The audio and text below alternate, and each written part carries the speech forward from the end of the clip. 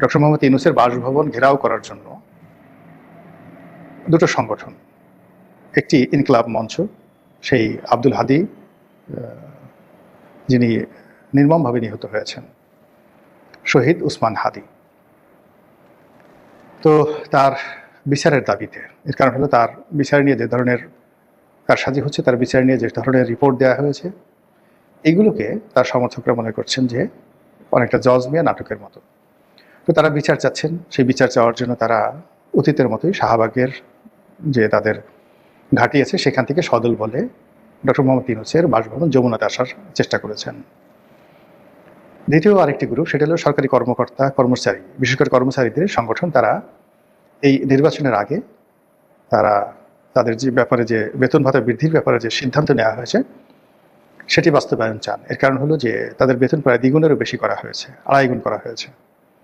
এখন এই বেতন কবে নাগাদ বাস্তবায়ন হবে এটি রাজনৈতিক সরকার সিদ্ধান্ত নেবে বলে বর্তমান সরকার ঝুলিয়ে রেখেছেন।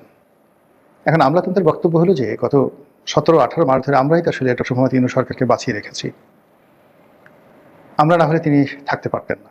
তার কোনো রাজনৈতিক সংগঠন নেই, জনসমর্থন নেই, তারপর রাজনৈতিক দলগুলোর সঙ্গে তার কোনো বন্ধুত্ব নেই। তো সেই অবস্থায় শুধুমাত্র আমলাতন্ত্রের উপর নির্ভর করে তিনি এই গত 17 মাসে যা কিছু অর্জন, যা কিছু ভোগ, যা কিছু বিলাস সব কিছু করেছেন।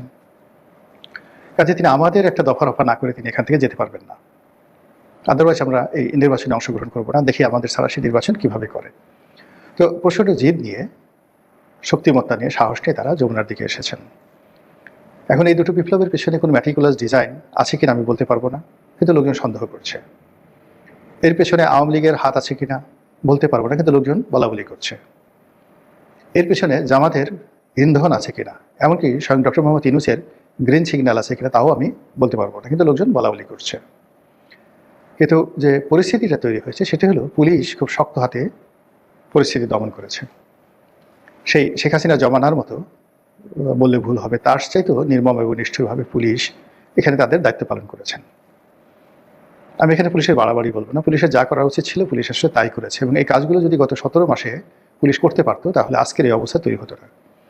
পরিস্থিতি সামাল দেওয়ার জন্য স্বয়ং ইন্সপেক্টর জেনারেল অফ পুলিশ তিনি ঘটনাস্থলে এসেছেন। তারপর মেট্রোপলিটন পুলিশ কমিশনার তিনি এতটা ত্যক্ত, এতটা বিরক্ত, তিনি স্যান্ডেল পরে, স্যান্ডো গেঞ্জি গায়ে দিয়ে, বুঝতে পারেন যে শুক্রবার দিন সাধারণত সবাই পারিবারিক জীবন কাটায়, তো তিনি হয়তো ওভাবে ছিলেন। একটি প্যান্ট পরেছিলেন, একটি স্যান্ডো গেঞ্জি গায়ে দিয়েছিলেন, আর একটা সাধারণ চপ্পল পায়ে দিয়েছিলেন। ওই অবস্থাতে তিনি মাঠে চলে এসেছেন। এবং আমারই জীবনে প্রথম কোনো পুলিশের কমিশনার এবং যিনি আইজি পদমর্যাদার, এবং এই আমলে পুলিশ কমিশনারকে আইজি পদমর্যাদা দেওয়া হয়েছে। তিনি নিজে হাতে লাঠি নিয়ে, তার বয়সও এখন নিঃসন্দেহে 60-62 বছর হয়ে গেছে, তো এই শরীর নিয়ে তিনি নিজে হাতে লাঠি নিয়ে মিছিলকারীদের উপর, আন্দোলনকারীদের উপর তিনি লাঠিচার্জ করেছেন। যদিও সেই লাঠিচার্জ ছিল মৃদু, রিয়েলি মৃদু। মানে মুরব্বী যেভাবে খুব রাগ হয়ে গিয়ে, বা বুড়ো মুরব্বী যেভাবে রাগ হয়ে গিয়ে তার তেদর যে নাতি পুতি এদের উপর যেভাবে মৃদু আঘাত করে, কমিশনার সাহেবের যে আঘাত ঠিক ওই রকম ছিল। আর তিনি একেবারে নির্দ্বিধায় নিঃসংকোচে সবাইকে বলছিলেন পিটা পিটা, ধর, মার মার। মানে বিরক্তিটা কোন পর্যায়ে চলে গেছে, ঠিক এই পর্যায়ে তিনি সেই অপারেশন চালিয়ে 10 মিনিট চালিয়েছেন কিনা জানি না, তিনি ক্লান্ত হয়েছেন। ক্লান্ত হওয়ার পর তিনি একটি বেঞ্চিতে বসে পড়েছেন এবং আকাশের দিকে তাকিয়ে একেবারে অসহায় অবস্থায় তিনি শ্বাস প্রশ্বাস নিচ্ছিলেন। আর তার আইজি সাহেব পাশে দাঁড়ানো ছিলেন, তিনি আসলে এতটা ক্লান্ত যে ওইদিকে তাকানোর বা কথা বলার অবস্থা তাহার ছিল না। তো এই দৃশ্য আমরা কখনোই দেখিনি। আর এই দৃশ্য যখন আমি দেখলাম 6 তারিখে, তাহলে আজকের 7 তারিখে কি ধুমায়িত হচ্ছে। আমি যখন ভিডিওটি করছি তখন পর্যন্ত আমি বলতে পারছি না যে ঢাকাতে আসলে কী হচ্ছে, কিংবা আগামী 8 তারিখ 9 তারিখে কী হবে। তো যা কিছু হওয়ার 8 তারিখ এবং 9 তারিখের মধ্যেই হবে। 10 তারিখ এবং 11 তারিখ এই দুটো দিন মোটামুটি যারা নির্বাচন করবে তাদের করায়ত্ত চলে আসবে। আর 12 তারিখ ভোটার, ভোট কেন্দ্র সব মিলিয়ে একটা অদ্ভুত সময় পার হবে। তো যেটা বলছিলাম যে আজকের এই দিনটি পর্যন্ত, অর্থাৎ আজকে ভিডিওটি করছি 7 তারিখ পর্যন্ত একটি সুষ্ঠু নির্বাচন, সুন্দর নির্বাচনের ব্যাপারে যে আশাবাদ থাকা দরকার, যে পরিবেশ থাকা দরকার, পরিস্থিতি থাকা দরকার, যে বাতাস থাকা দরকার, তার একটিও নেই। বরং নজিরবিহীনভাবে, মানে ইতিপূর্বে যা কখনো হয়নি, আজকের এই দিনটিতে সবাই বলছেন নির্বাচন হবে তো, নির্বাচন শেষ পর্যন্ত হবে তো? কি হবে? নির্বাচন না হলে কি হবে? মানে নির্বাচন হবে এবং নির্বাচন হওয়ার পরে কে জিতবে, কিভাবে দেশ চলবে, এই আলোচনার চাইতে নির্বাচন হবে তো? নির্বাচন হলে কারা জয়ী হবে, এইটার পরিবর্তে নির্বাচন না হলে কি কি ক্ষতি হবে, বিকল্প কি কি হতে পারে, কারা কারা গন্ডগোল করবে, এই সকল বিষয় নিয়ে আলোচনা হচ্ছে। রাস্তাঘাট বলতে গেলে ফাঁকা। আমি যে এলাকাতে থাকি, আপনারা এই যে আমাদের বাড়ি, এই বাড়ির পেছনের দৃশ্য দেখতে পাচ্ছেন, এটি একটি এভিনিউ রোড।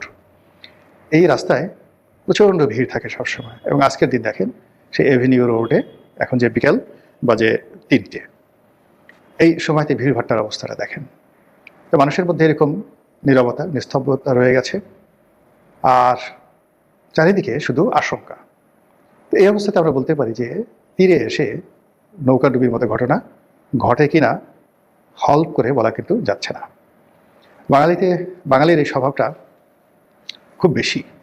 তারা সবসময় বাড়াভাতি ছাই দেয়, তীরে এসে নৌকা ডুবে, এবং একেবারে শুভ মুহূর্তে যখন সব কিছু ফাইনাল, সেই মুহূর্তে অনার সৃষ্টি ঘটে এবং শেষ মুহূর্তে গণেশ উল্টে যায়। নির্বাচনের যে 3-4 দিন সময় আছে, এই 3-4 দিন সময়ের মধ্যে এই বাঙালির স্বভাবের কারণে যে কি ঘটে, আল্লাহর পক্ষ থেকে যে কি ঘটে, প্রকৃতির পক্ষ থেকে যে কি ঘটে, আমাদের তকদির যে কি ঘটায়, আর আমরা নিজেরা যার যার অবস্থানে থেকে কি ঘটাই, এটা বলা যাচ্ছে না। তবে যাই ঘটবে, সিক্স সেন্স বলছে আমাদের সকলের জন্যই কল্যাণকর হবে না। এখন যেমন একটা অবস্থাতে চলে গেছি, ডাইনে গেলেও বিপদ, বায়ে গেলেও বিপদ, সামনে গেলেও বিপদ, পেছনে গেলেও বিপদ, হলেও বিপদ, না হলেও বিপদ, খেলেও বিপদ, না খেলেও বিপদ, কথা বললেও বিপদ, না বললেও বিপদ।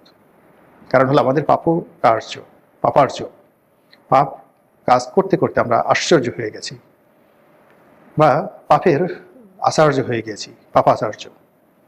যেমন রাজর্ষি, তারপরে মানে মহর্ষি, এর সঙ্গে সঙ্গে পাপ কার্য করতে করতে এরকম আমরা নিজেদেরকে আশ্চর্য মানুষে রূপান্তরিত করে ফেলেছি। তো এই সকল পাপী তাপিতের যে তাণ্ডব, এই তাণ্ডবের শেষ সময় যে কি হয় আল্লাহ রাব্বুল আলামিন জানেন। শুধু আল্লাহর কাছে প্রার্থনা করছি, আল্লাহ আমাদেরকে রক্ষা করো, দয়া করো, করুণা করো।